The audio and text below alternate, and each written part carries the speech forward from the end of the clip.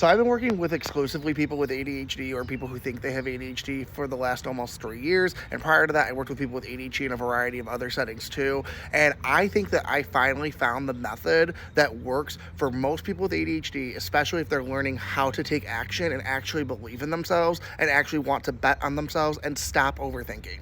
And so I actually want to make this video for my fellow therapists today because I want to explain what exactly I do in my sessions. I do not want to make this a formal training, but I do want to make this just as a general guide so that you have something to go off of. And I also want to explain why what I do is evidence-based. So this might be a longer video, so you might want to save it, come back to it or whatever, but make sure you save this video. So I call this method the PAM-30 Method. And the reason I call it the PAM-30 Method is each letter stands for something in a step that I do in the therapy process, and the 30 stands for 30 minutes. So I'm gonna start with the 30 minutes. The reason that I chose 30 minutes for my therapy sessions is because the main format that I use for my therapy sessions lately for individuals who wanna take action, wanna be very goal-directed, and want to just move on with their life is solution-focused brief intervention. When you have a session like this, traditionally you're gonna meet with them for 20 to 30 minutes, you're keeping it brief, and you're keeping the small talk to a minimum because you don't wanna talk your way out of doing something, right? So it's gonna be very goal-directed, very strength-based, very positive-based, very what did you do right? How do we build on it? What is the barrier? Let's talk about how to overcome the barrier. I notice when you get into that 45-minute realm, that 60-minute realm, you tend to just be filling some space. So I keep my sessions to 30 minutes. This does not include if I'm doing deep trauma work with people. Obviously, you're gonna need more time for that. So now let's talk about the PAM acronym. PAM stands for pause, aloud, like out loud or aloud, right? And then move. When I say pause, we're talking about pausing for 3 seconds. When do we pause for 3 seconds?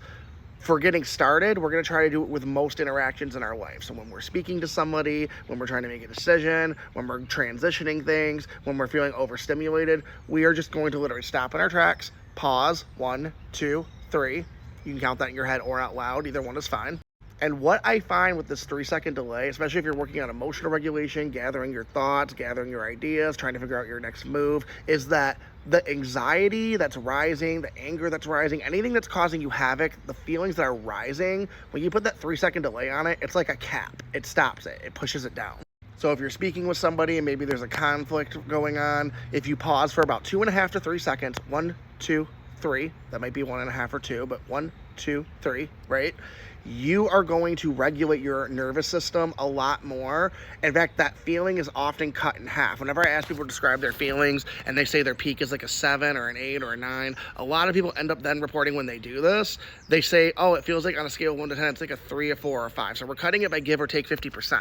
And the reason behind this is that we're retraining our brain to not go into crisis mode and not just escalate everything. So it does take time, does take a lot of time, and it takes a lot of habit building. But the good news is that you get a lot of practice with this because it's so quick. So it's quick enough for you to implement every single day, but it's also long enough for your nervous system to be like, hey, chill out, chill the fuck out. Like, let's calm it down a little bit. The A stands for aloud or out loud. And so what this A means is that you're going to speak a lot of things out loud to yourself. You're going to say it aloud, you're going to speak aloud, and you're going to become your own best friend. So if you don't like being your own best friend right now, maybe you can talk to Pam and be like, okay, Pam, here's what I'm doing, and pretend Pam is like in the room. And so one way I do this with individuals now is I tell them that we're going to activate the power of active choice, which means you're going to speak out loud. I am choosing to do X. This could be clean your house. This could be write that paper finally. This could be do that chore you've been dreading to do. This could be just pay that bill or call that bill collector you've been dreading. Whatever the case may be. Big goals, little goals, dealing with consequences, doesn't really matter. Speaking it out loud is going to help you stay committed. And by saying I choose to, you're removing that I have to statement, right? Because you don't have to do anything, but I am choosing this. And then you're going to say because for a reason that you want. So the reason that you want isn't just so you can avoid the consequence. It's not like you're saying, I am choosing to pay this bill because I don't want a late fine, right? I mean, maybe that is the reason, but that's probably not powerful enough. So maybe you're attaching it to a goal of, I am choosing to pay this bill because I am trying to improve my credit so that I can purchase a house next year. Something like that.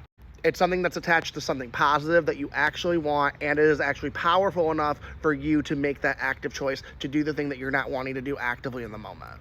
Okay, I had to go over here and move for a second because a car just pulled up in my spot. It's funny that I had to actually get up and move, because the M in our statement is actually going to be get up and move. So after you say the thing like, I am choosing to do X, Y, or Z, you're going to just move your body in the direction of where that thing is. You're not even going to that thing yet. You're just literally moving your body. So you can shift your body, you can get up, I'm not getting up right now, but you can get up, you can like go forward, you can just turn your head a little bit, you could do whatever you want as long as you have some form of movement in there. And the reason this works is because when you change your physiology, you're sending messages to your brain through your body, through your movements. Your brain is saying, hey, now that I'm like trying to move to go do something. So you're increasing dopamine, you're increasing motivation of the brain, and your physiology is just like, hey, we're in motion right now. So let's try to stay in motion for a minute because we have something we got to do.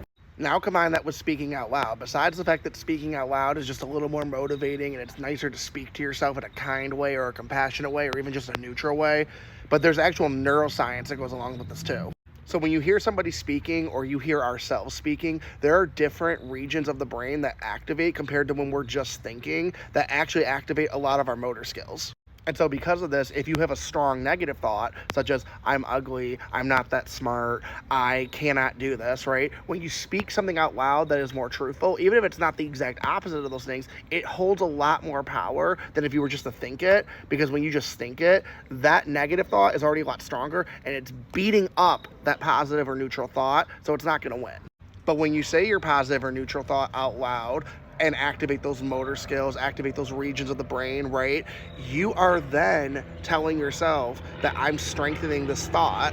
So then your brain, with that positive or neutral thought that you have, it's going to strengthen it up to where it can actually defeat that negative thought that's holding you back. And so if you are a therapist or a counselor for mental health, I highly encourage you to save this video for yourself. And I highly encourage you to share this video with another colleague, because we can help out a ton of people with ADHD who have trouble with overthinking and decision making, and maybe even more beyond that too.